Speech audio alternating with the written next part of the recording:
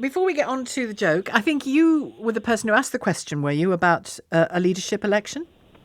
Yeah, that's right. It was something called a press gallery lunch, which is a sort of monthly occasion when we invite politicians along to speak to political journalists. And James Cleverly gave quite a funny sort of after-lunch speech. We'll come on to some of the jokes in a minute. And I asked him whether some of his colleagues in the Tory party were getting a bit wobbly about what might happen next Thursday with the local elections.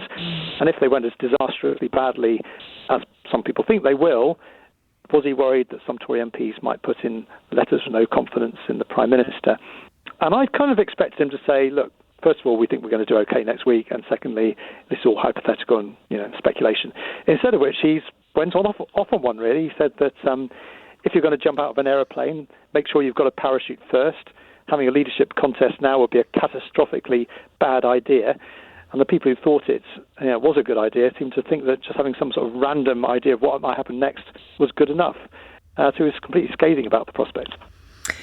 Yeah, I mean, there were those commentators, I don't know whether you feel like you were one of them, the other day after the Rwanda announcement and the bill was passed, suggesting that this is all really about him, Rishi Sunak, reminding the right of his party to stay cool and to not pounce. Do you get a sense that there's truth to that or not? Well, certainly the danger to Rishi Sunak comes from the right of the party, the kind of people who do want to see the Rwanda bill passed. So, the fact that they took quite a long time confronting the House of Lords and getting it over the line. It only got royal assent this morning from the King. So I think the proximity of getting the legislation on the statute book and next week's rendezvous with the electorate, the fact they're quite close together, would be something I suppose that could help to reassure the Tory right. But there is a lot of nervousness in Number 10 about exactly what the party's going to do if the results are as bad as some people think. And sometimes desperate people, in this case Tory MPs, do desperate things. Yeah, and the jokes. What did the jokes tell us, George? The jokes are very funny. First of all, he stood up to make a speech, and then pretended he was taking a phone call, and he said, "Yeah, okay, look, just send the money over, please."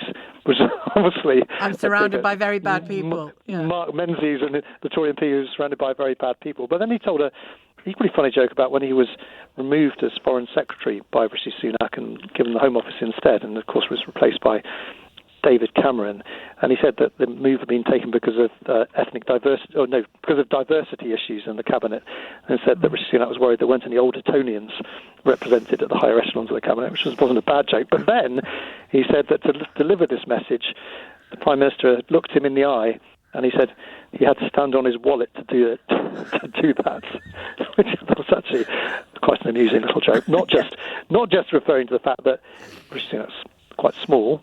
Joke, point of reference to Angela Rayner earlier. I was about to say he went that bit further than Angela Rayner, didn't he? Well, exactly, and also extremely rich. So combining two of Labour's key attack lines in a single speech, not bad, or a single joke. Yeah, I did that. The wallet one is good. Maybe they'll steal it next time. Yeah, definitely. Yeah, and this people will hear you describe these jokes and say, you see, mainstream media cozying up to the ministers. I mean, what do you say to that, George? Is it about, you obviously have to relationship build and to talk to people and to discuss politics with them and all of that. But do you get a sense from people like James Cleverly that they know the party's over, so they're relaxing a little? Well, first of all, on the point about, is it a question of cozying up to politicians?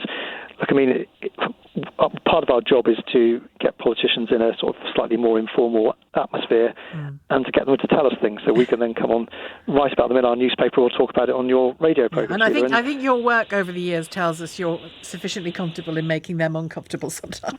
Well, that's very kind of you to say. But, the fact that it was an informal setting allows him to, sort of tell a few slightly off jokes and probably rile up his boss a bit, which is probably quite entertaining for the general public generally. And also, sometimes they do sort of reveal some truths. And the fact that he was, in this setting prepared to actually discuss the possibility of a potential leadership coup after next week's elections was in itself interesting. So, I think those sorts of events are quite useful actually in terms of getting information out to the public. And if he loses his seat, a new career in stand-up, maybe?